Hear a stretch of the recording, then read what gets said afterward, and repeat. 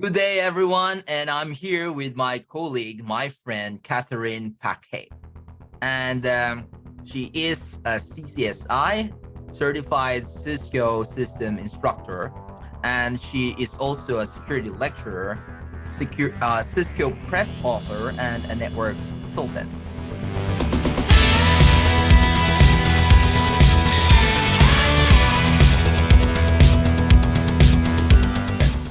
So, hi, Catherine. Hello, Dean. How are you doing? Oops, Good. intrusion, intrusion. My That's cat. fine. Hello.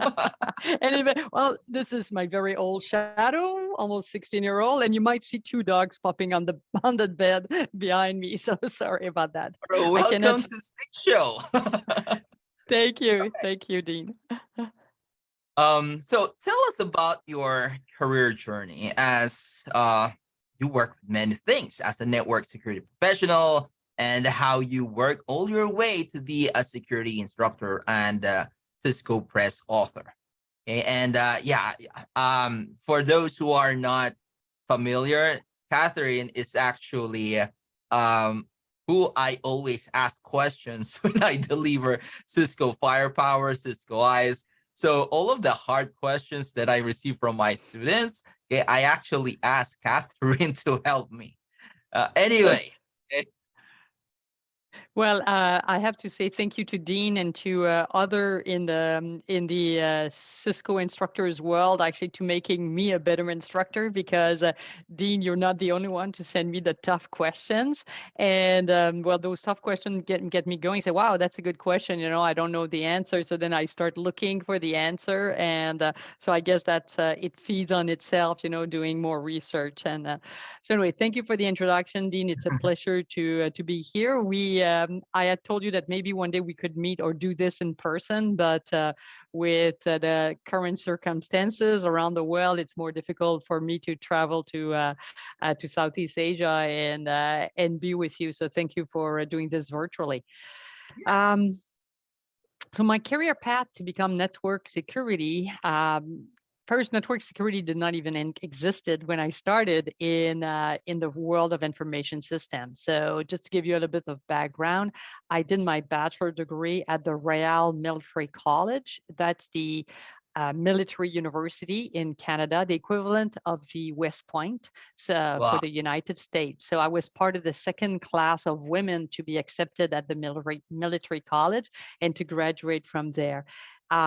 So right away when I was a little girl, I was very tomboy. I much prefer working around the house with my dad, doing mechanics with my dad than playing with dolls. So my parents knew that from the get-go, that I was more intrigued or attracted by anything that was technical or mechanical than the typical girl. And when they opened the military college to women, that was my dream coming through, because I had been a cadet, and I could then do my bachelor degree, be a military cadet, and I eventually become an officer.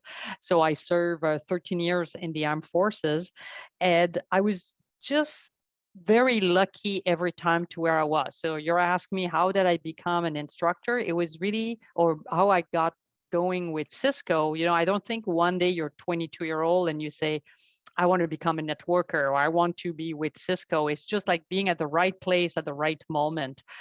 So when I was a lieutenant, I was working on the mainframe system of the supply system for the Canadian Forces as a system analyst. And we're talking here 1988 about, and they brought a mini computer, a microcomputer, should I say, like a PC in our section. And they ask us, oh, we're just testing out, that PC, who wants to play with it or take care of it for our section? And everyone were from mainframe background. So everyone were in information system, all system analysts on mainframe. So all the captains and the lieutenant, they all look at the PC and say, I'm not taking care of a PC.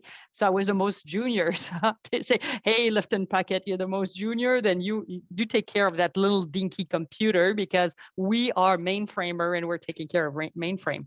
So that was an IBM PC. Meanwhile, I meet my husband. He has a Mac. I start reading on Macintosh. I install our first local talk. Do you remember that? Do you remember local talk? Uh, Local talk, you probably don't Unfortunately, know. no. I don't know. It was a protocol from Apple, 1988, and I connected his computer and my computer so we could actually share the printers together. It was running, I think, at 115 kilobits a second. It would look like a phone line. Is this the So predecessor of Apple Talk? and it was called Local Talk. All right. And it was only to connect two point-to-point machine together. But I ran the cable through our house, make a hole in the ceiling to reach his office. And so 1988, we had our first home area network. Back then, who uses home network? Well, no one had the home network. Like everyone I was talking about said, what are you doing? I said, well, I want to share a printer. Well, you put the stuff on the diskette, you walk to the other Right. computers. No, I want us to share the printer. And we had bought our wedding gift coming back from our honeymoon. We had bought a color dot matrix printer. Anyway, so from there, then I started working more with PCs or networking, and just one job after the other. Eventually, I decided also, my husband encouraged me to do my master's. So I did my master's with MBA with a specialty in management information system. And I ended up working for the Canadian Forces Recruiting Center. So the headquarters that takes care of all the recruiting centers across Canada, large country. We had 52 recruiting centers. And that got me my idea to do my thesis for my master's, which was that was in 1992, 1993. How can you take 52 centers all across the geography of Canada and put them together into one wide area network? And you have to think that we have very remote location. So I did my thesis using that we could do it with banyan vines.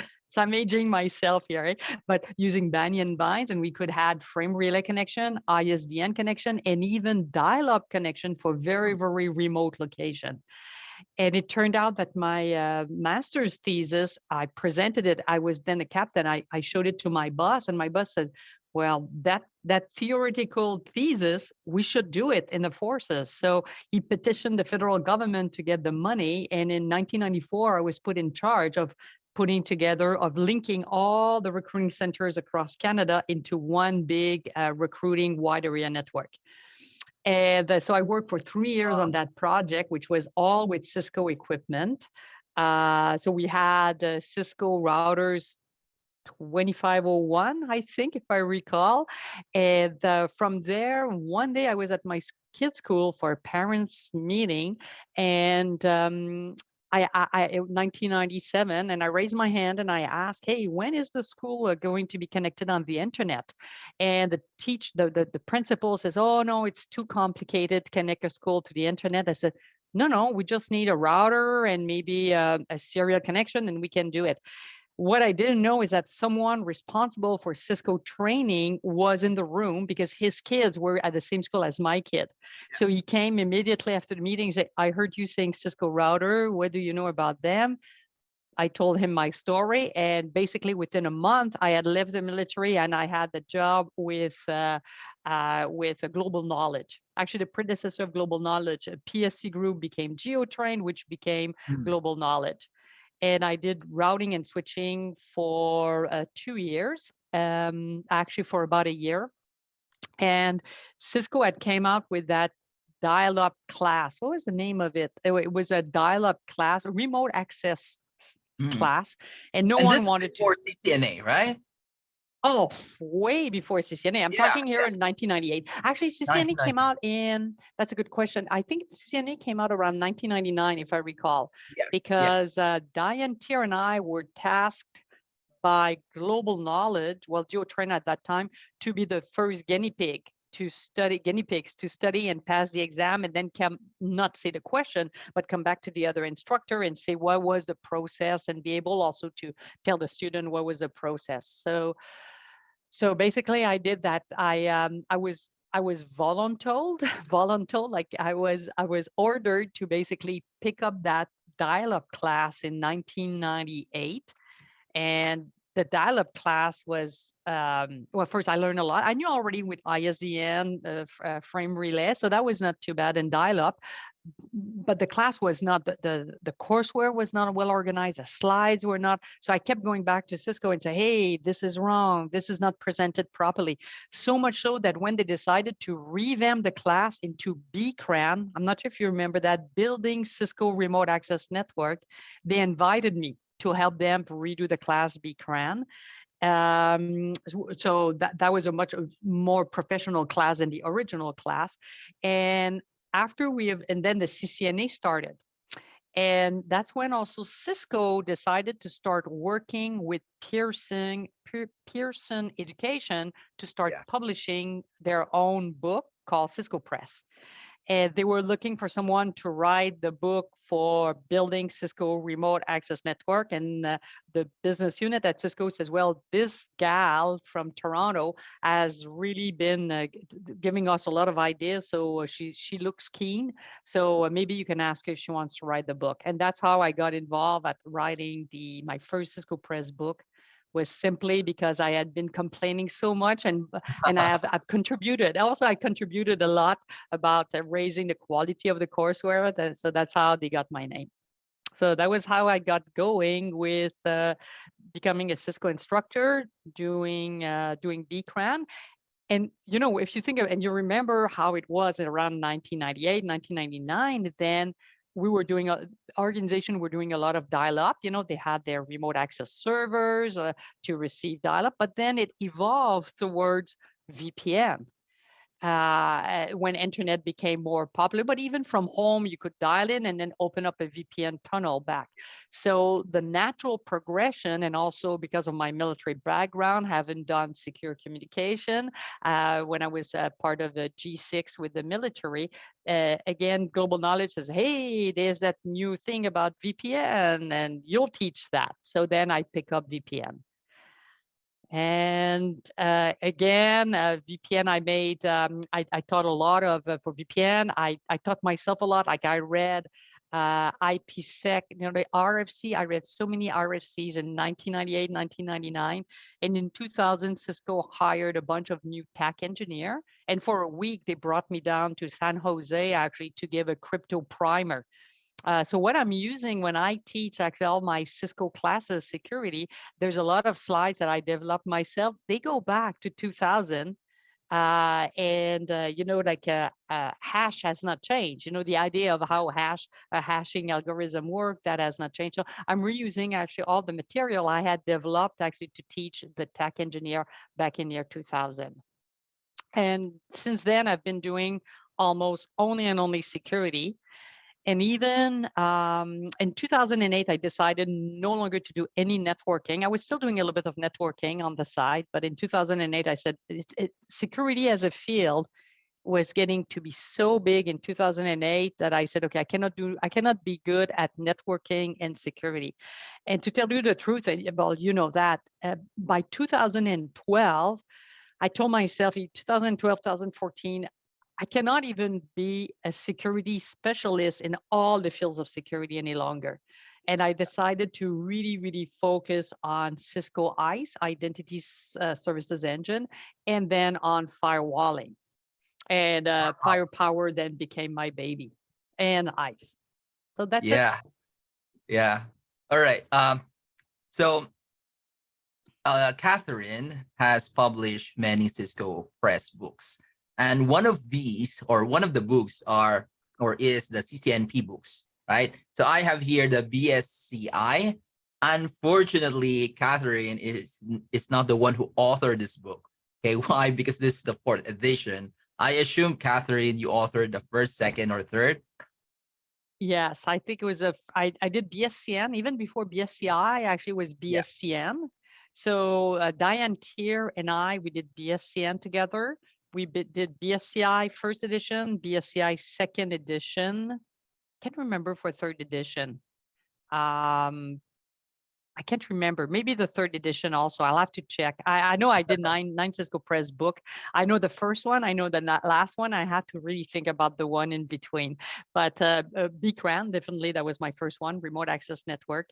Then the next one was, I believe, BSCN, which Yeah. is Building Scalable Cisco Network, Yeah, which it's then actually became, part of the CCNP, the old CCNP routing exactly, switching. it was The BSCN was a BSCI. predecessor of BSCI. Right, right. Yeah. Then I did, I think it's 2 or 3 BSCI. After that, in 2005, I had a little bit of a wacky idea. So the wacky idea was that so as I mentioned before, I have an MBA. And what I realized by talking with my student, doing a little bit of consulting job here and there, that the technical people don't know how to go and talk to management about their project and put a price to the project idea they have, a return on investment to security. How do you calculate a return on investment on a firewall or an intrusion prevention system? And similarly, so the technical people don't know how to adapt their language to talk to senior management. Senior management, and I'm talking business management, I'm not talking technical management here. If you look at the CFO, Chief Financial Officer, they don't know how to, they don't understand the language that the technical people are talking. So my book Especially number, back in the day, right? I'm sorry? Especially back in the days. Back in the day. So nowadays, if you tell a CFO VPN, he'll know what it is. And if you say, yeah, I think now it's much better. You're totally right. But in 2005, there was actually the language used by technician was not They will understood not by senior understand by executive, the upper and management. vice versa. So I wrote a book actually. 2005 was my fifth book, and that was called "Making the Business Case for Network Security." So my book, literally, you can split it in half. Half of it is I'm teaching basic network security to senior management. What is a firewall? What is intrusion prevention system? What is a VPN? How do you have proper authentication? Back then, we did not have double authentication, but we had ECS, with Radius. And so I'm dumbing it down, network security, but for management. And the Yeah. second half of the book, I'm using example where I'm explaining to the technical staff, how do you first identify the risk? So once you have identified the risk, how are you supposed to deal with the risk? You can ignore a risk, which means that it's there, but you're not documenting it. You can accept a risk. So the risk is there and you're documenting it and say, I accept this risk and not doing anything. You can mitigate the risk, installing a firewall, doing an intrusion prevention system, or you can transfer the risk by buying cyber insurance. So that was the first part, was to explain to the technical staff, hey guys or girls, you have to identify risk and you have to document those risks. And once you have documented the risks that your organization have, what are your mitigation way? So maybe your way is to install an intrusion prevention system. And let's say you know that your intrusion prevention system will cost you $10,000 to install. What is it protecting? So the risk is being attacked and maybe your reputation being tarnished. What price do you give to your reputation of your organization being tarnished? So I took actually all the formulas that typical management are using to decide go, no-go decision. Are we building a new building? Are we installing a new manufacturing line? Well, they're doing return on investment, internal rate of return, net present values. So I took all that and I massaged that to actually do it for network security.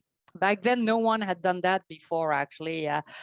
So that's a book we actually sold very well in 2005. And then Cisco hired me to go and lecture around the world. So they took me to 23 countries to lecture on that book. What Cisco wanted to do was actually get people in the stand to come, listen to my example. All my examples were Cisco firewall, Cisco intrusion prevention system, and hopefully start buying the Cisco equipment.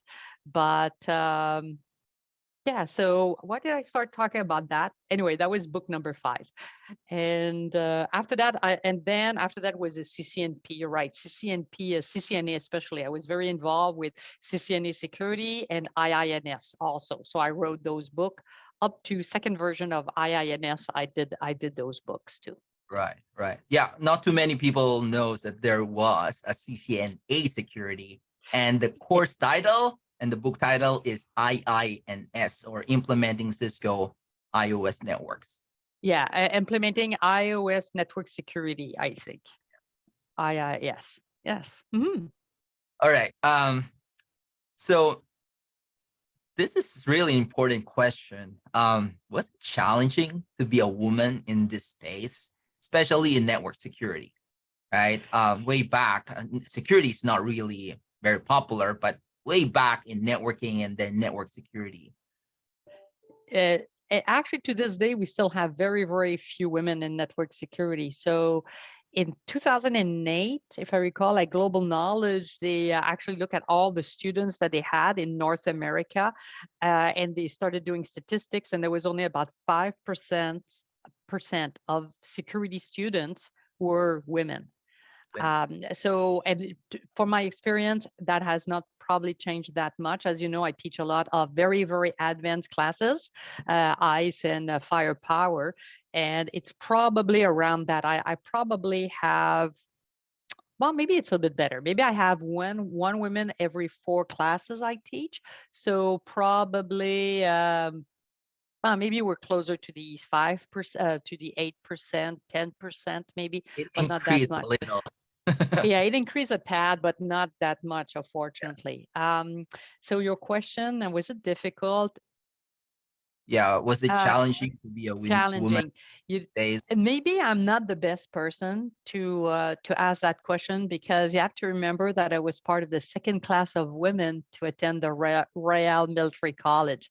So Right, right. when I entered, we were actually my class of entering. We were 24 women for 250 guys. The whole campus together, I try to remember, I think we were about 35 women for 600 guys.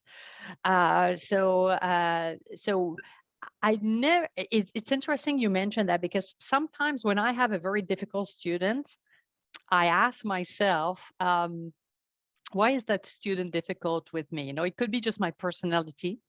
But is it because I'm a woman? So sometimes, my husband hears those stories. I come back at dinner time and it's hey, Pierre, this and this happened today. Like, do I have do I have the finger on the pulse here? Is it me? Or maybe I don't want to be too susceptible, but sometimes you're right. But maybe the same student would be rough with a male instructor. So was it tougher for me? Uh, Coming back, I don't think that guys are making it tougher to me. I think I'm making it tougher on me than if I were a guy. So here's my thing. I suffer from the imposter syndrome. And I'm not the only one, actually. I spoke with 2 other female Cisco instructors. We all suffer from the same imposter syndrome. So when we walk into a classroom, we think, darn, I'm an imposter. They're going to find out that I'm a fake. We're not fake, like the one other I'm talking, she has a master's in electrical engineering, super brilliant women. But we have that feeling that, so because of that, I think it makes us work harder, because we don't want the gentleman in the class to say, well, I'm not listening to that instructor. Why did you send me a women instructor? So we want basically to impress our students. So maybe it Yeah. makes us work harder. So not because the students are harder on us, we're harder on ourselves, I think. And then later on they will be just impressed. Oh, she's really Yes, good. usually by noon they totally flipped. By noon say, wow, and they find, I think the 3 women instructors I know, they're very keen. They're very, very, they're very, very keen. And I don't know if it's also maybe the motherly instinct. We take care of our students, and we have a good question. Good, we very rarely will we answer what I hear many of my male colleague answering. Oh, this question is beyond the scope of this class. I don't have, if I say that, I poor student, they pay thousands of dollars to attend the class, and they can. So sometimes if it's really, really out of whack, I'll say, "Yeah, this is like beyond my pay level." But very rarely, most of the time, as you know, I'll spend my evening actually connecting on D Cloud, doing scenarios, doing research, and I have also 2 Cisco employees engineer that I go back to and asking my questions. So I don't think it was tougher. I don't think the guys were tougher on us. I think we're tougher on ourselves, to answer your Right. question. So based on your story, you didn't experience discrimination like some or most women that I talk with. So, okay, that's a good question. So I did not feel discrimination in term not getting a chance. Mm-hmm. Okay, two points I want to make. I think there was a reverse, there's 2 discrimination.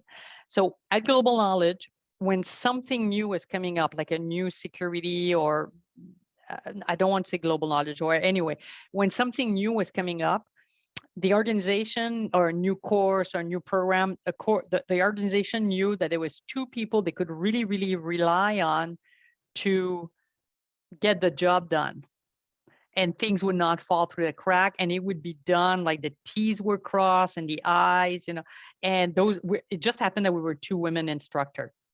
So was that kind of reverse discrimination that those 2 instructors, which by the way, we were both, they both offered us actually job to become directors. We were in 2000, we were no longer instructors. We were actually director. One was director of e-training, and the other one became director of all the instructors and the technician, and that was me. And so it was interesting that that all the tougher jobs, and when it was time to test, okay, that new certification is coming out. You 2 gal, you go and you write the exam, and you come back and you tell us what's the feel of those exams. So maybe that was kind of discrimination, reverse discrimination, say, hey, we know those 2 person can get the job done. Or maybe it was just our personality, not because we were women. Yeah, I think it's because your personality and your background as well. You have a Yes, different maybe both of background. us, our background. Yeah, probably. One thing though that we discovered later on, that same lady and I, is that we were not paid as much as our male colleague. And Oh, that, when we discovered that, it was like, what? So we were paid less than our not so good male colleague. And I have to say that this became a very, very sore point to me. And after that, actually, as you know, I switched. I went with Firefly, and I remember having that discussion with probably the best boss I ever had, David Lepfield. I just adore David. And I remember telling him, I'm very sensitive to that issue. If I ever learn that I'm making less than my colleague for equivalent quality and work, I'll flip. And Firefly did make sure that I was paid the same as my male colleague for the equivalent work. And that issue of what had happened before, of discovering, my friend and I, when we discovered that we had been paid less, as I told you, was really stung me. And interestingly, about a few months ago, just a little parenthesis here, our daughter, who is a civil engineer in Brisbane, Australia, was actually negotiating her pay. So she had a mini conference call back and forth with Pierre and I. And I'm the one who went to say, you know what, make sure that your manager knows that you have to be paid equally to your male colleague. So just that, make sure that when you're a female, that you are asking that equal, regardless of my gender, equal pay for equal work of equal quality. oh. Yeah, I think it's changing now, right? Girls or women are now getting more and more opportunities, and I believe that when it comes to compensation, is a little equal compared 5 years or 10 years or even 20 years ago. Yeah, the gap is closing. Indeed, yes, the gap is closing. Mm-hmm.